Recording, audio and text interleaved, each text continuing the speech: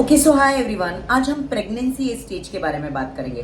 तो pregnancy is a very beautiful stage in every women's life. तो what is pregnancy? Pregnancy यानी कि female के गर्भाशय में, यूटरस में बेबी ग्रो होना चालू हो, वो स्टेज को बोला जाता है प्रेगनेंसी। तो ये जो प्रेगनेंसी के स्टेजेस है, ये हफ्तों में या वीक्स में डिवाइड किए गए हैं।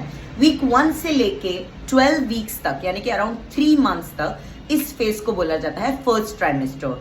वीक 13 से लेके वीक 29 तक, यानी कि नेक्स्ट 3 मंथ्स, जो 6 मंथ्स का पीरियड होता है, इस स्टेज को बोला जाता है सेकेंड ट्राइमेस्टर। और वीक 30 से लेके 40 टू 42 वीक्स, यानी कि अराउंड 9 मंथ्स को बोला जाता है थर्ड ट्राइमेस्टर। तो जो बच्चे 37 वीक्स के बाद, यानी कि अराउंड 9 मंथ्स के बाद पैदा होते हैं, ऐसी डिलीवरी को फुल टर्म डिलीवरी बोला जाता है और इन केसेस में बच्चे बहुत ही सेफ रहते हैं।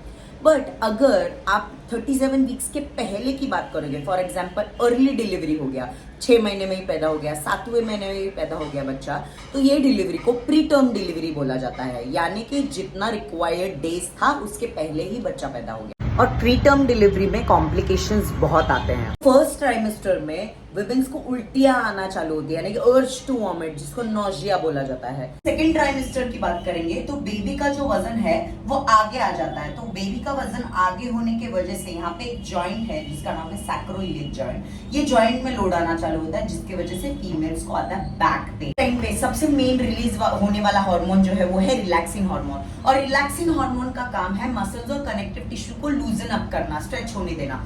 तो पैरास्पाइनल मसल की हम अगर बात करेंगे, पैरास्पाइनल मसल्स मतलब जो स्पाइनल कॉलम या वर्टिब्रल कॉलम को पकड़ के रखने का काम करते हैं। अगर वर्टिब्रल कॉलम के आजू बाजू के मसल जो है वो लूजन होना चालू होंगे तो यहाँ पे इंस्टेबिलिटी आएगा, यानी कि तुम स्टेबल नहीं हो पाओगे, बिकॉज वो मसल्स लूजन होने की वजह से स्पाइन को अच्छे से पकड़ नहीं पा रहे हैं। और इसके वजह से ये जो सैक्रोइलियक जॉइंट है, ये जॉइंट में डिसफंक्शन होने के चांसेस है। थर्ड ट्राइमेस्टर की बात करेंगे। थर्ड ट्राइमेस्टर में एब्डोमिनल मसल ग्रुप बहुत ज्यादा स्ट्रेच होने की वजह से कभी कभार किसी फीमेल्स को डायस्टिसिस रेक्टी नाम का एक कंडीशन या रिस्क हो सकता है।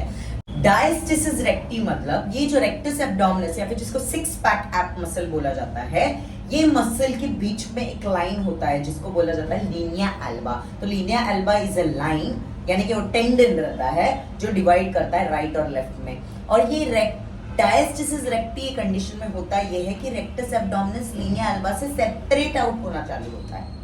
डायस्टिसिस रेक्टी के वजह से stomach area and diaphragm area compression में जाने की वजह से डाइजेशन एंड रेस्पिरेशन ये प्रोसेस भी प्रॉपर्ली हो पाता नहीं है। Okay, so this was the quick view about pregnancy.